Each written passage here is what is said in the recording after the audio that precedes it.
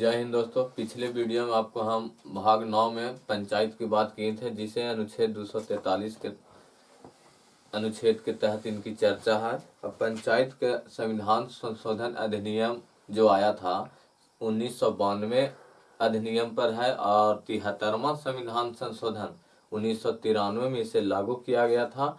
यदि कोई प्रश्न में पूछता है कि सबसे पहले किस राज्य में संविधान पंचायती राज व्यवस्था किया गया था, तो वह राजस्थान के नागौर जिला था। लेकिन यह प्रश्न बदल कर पूछ दे कि 73वां संशोधन होने के बाद कौन राज्य अपनाया था प्रथम बार पंचायत, तो वह मध्य प्रदेश ने अपनाया था। दोनों की उच्चारण एक ही तरह लगता है, लेकिन एक पूछेगा सबसे पहले राज्य अपनाने वाला पंचायत कौन था, तो वह राजस्थान। और उसके बाद प्रश्न को अगर चेंज कर दे कि संविधान संशोधन के बाद कौन सा राज्य प्रथम अपनाया था, वह मध्य प्रदेश अपनाया था। अब इसके बाद हम कहते हैं कि पंचायत में खड़ा होने के लिए प्रतिनिधि के रूप में मुखिया या किसी वार्ड के रूप में आप खड़ा होने के लिए कितने एज चाहिए, उसके लिए आपको 21 वर्ष एज होना अनिवार्य है। और सभी भारत के राज्य में महिलाओं की 1/3 छूट दिया गया है कि इतनी महिला इस पंचायत पद पर खड़ा हो सकते हैं। और बिहार में 50% के छूट दिया गया है। अब इसके बाद हम बात करते हैं कि पंचायत के जो पदाधिकारी जो होंगे उनका कितना मुखिया और वार्ड का कार्यकाल होगा। उनका कार्यकाल जो पहला मीटिंग जो पहला कार्यकाल कर जिन लोग बैठक करवाते हैं उनको से 5 वर्ष तक उनका कार्यकाल होता है। और यदि इनका कार्यवाही चालू करने के लिए कितनी गण पूर्ति चाहिए, तो 1/20 गण पूर्ति होगा, तभी अपना बैठक को पारित कर सकते हैं। अन्यथा यह सभा पारित नहीं होगा, वह कार्रवाई चालू नहीं होगी। यदि कोई पंचायत में वार्ड या मुखिया मर जाता है तो उसे 6 महीना के अंदर चुनाव कराया जाता है। और 6 महीना के अंदर यथाशीघ्र चुनाव कराने के बाद वह बचे हुए कार्यकाल के लिए ही रहेंगे। यदि कोई मुखिया में जीत गया, 2 साल के बाद उनकी मृत्यु हो गया, तो वह 3 साल जो बचा है उस पर उपचुनाव होगा। वह भी 6 महीना के अंदर ही उपचुनाव होगा और वह 3 साल तक ही मुखिया रहेंगे। और उसके बाद उनको बचे हुए कार्यकाल ही मिलेगा, इन्हें कि उनको 5 साल के लिए कार्यकाल नहीं मिलेगा। इसलिए जो बचे हुए कार्यकाल के लिए रहेंगे उस पर उपचुनाव होता है। सिर्फ एक ही भारत में जो पद है राष्ट्रपति का चुनाव, जो आप पूरे जिस बार जब भी होता है तो पूरे 5 साल के लिए होता है। अन्यथा राज्यसभा का हो चाहे संसद का चुनाव हो चाहे विधायक का चुनाव हो, वह सिर्फ 5 साल के लिए नहीं होता है, वह बचे हुए कार्यकाल के लिए आते हैं। अब हम बात करते हैं कि यदि कोई मुखिया जो है अपना त्याग पत्र किसको देगा, तो जिला पंचायत अधिकारी को देगा।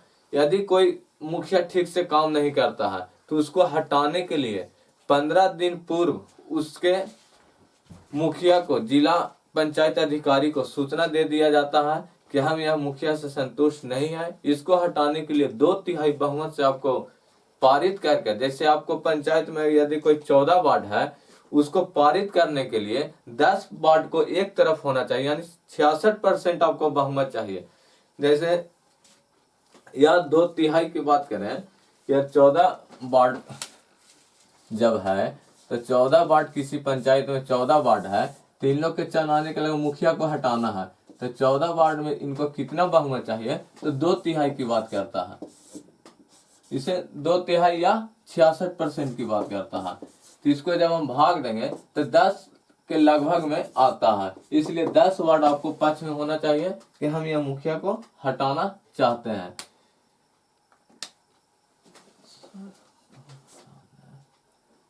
है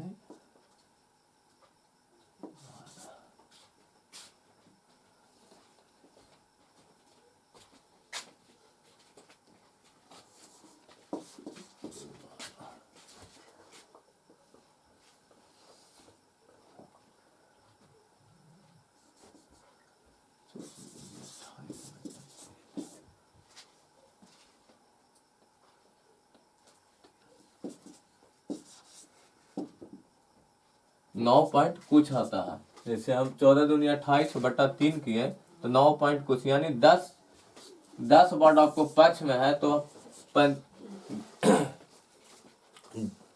जो जिला पंचायत अधिकारी है उसको से आप 15 दिन पहले पूर्व सूचना देंगे कि हम इस मुखिया को हटाना चाहिए या किसी भी सदस्य को आप हटाना चाहते हैं, तो उसमें कार्यालय चलाने के लिए वार्ड ही होता है, इसलिए उसे 2/3 बहुमत से पारित करना अनिवार्य होता है, तब वह जाकर मुखिया पद हटता है। जिस तरह से हम आपको राष्ट्रपति के बारे में बताएं कि महाभियोग हटाना पड़ता है, अध्यक्ष को हटाना पड़ता है, उपराष्ट्रपति को हटाने का सुविधा दिया गया है, इसी प्रकार मुखिया को भी हटाने के लिए सुविधा दिया गया है।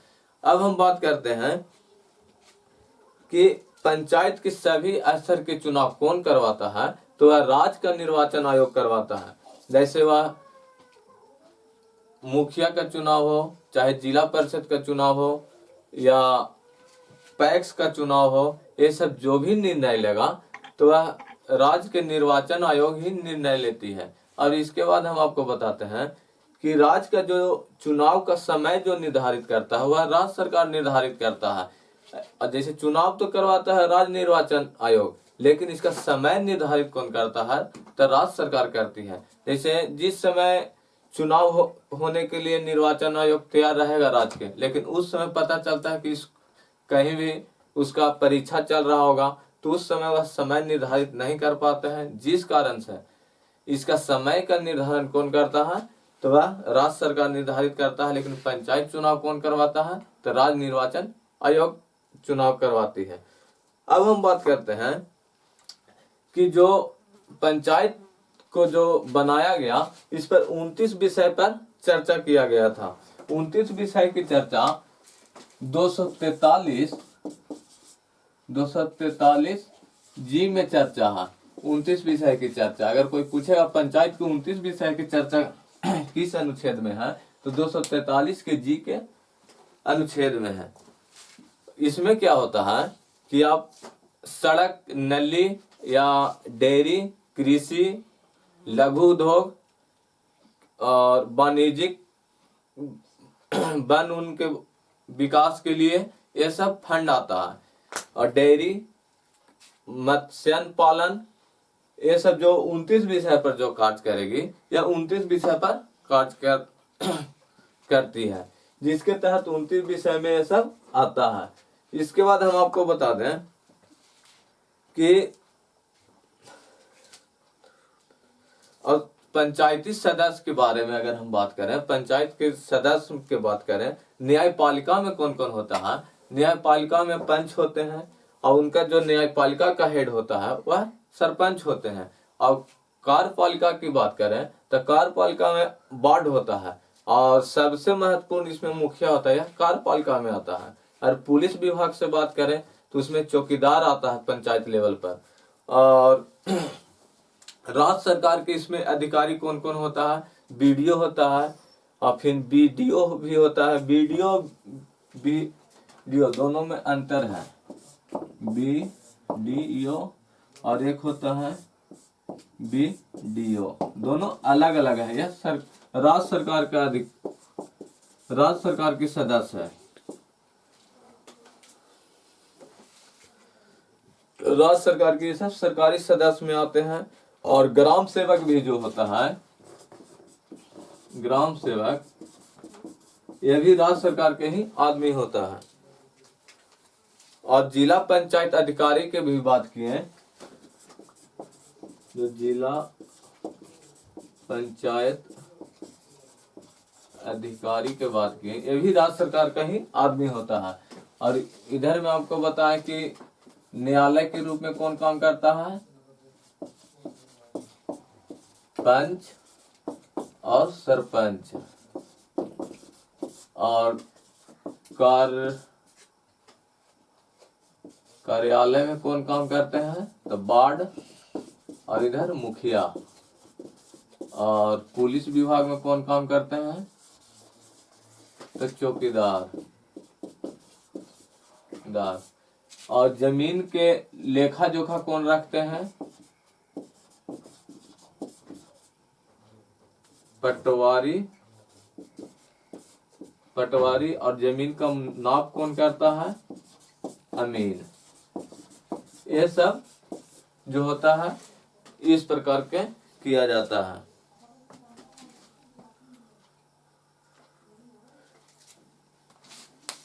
न्यायालय के पंच, सरपंच, कार्यपालिका का कौन, तो वार्ड मुखिया, पुलिस चौकीदार, जमीन का लेखा जोखा कौन रखता है, तो पटवारी या कानूनगो भी कहीं कहीं पे कहा जाता है। जमीन का नापी कौन कराता है, तामीन। और राज्य सरकार के बीच में आदमी कौन होता है, तो ग्राम सेवक होता है, जिला पंचायत अधिकारी होता है, बीडीओ होता है या बीडीओ होता है।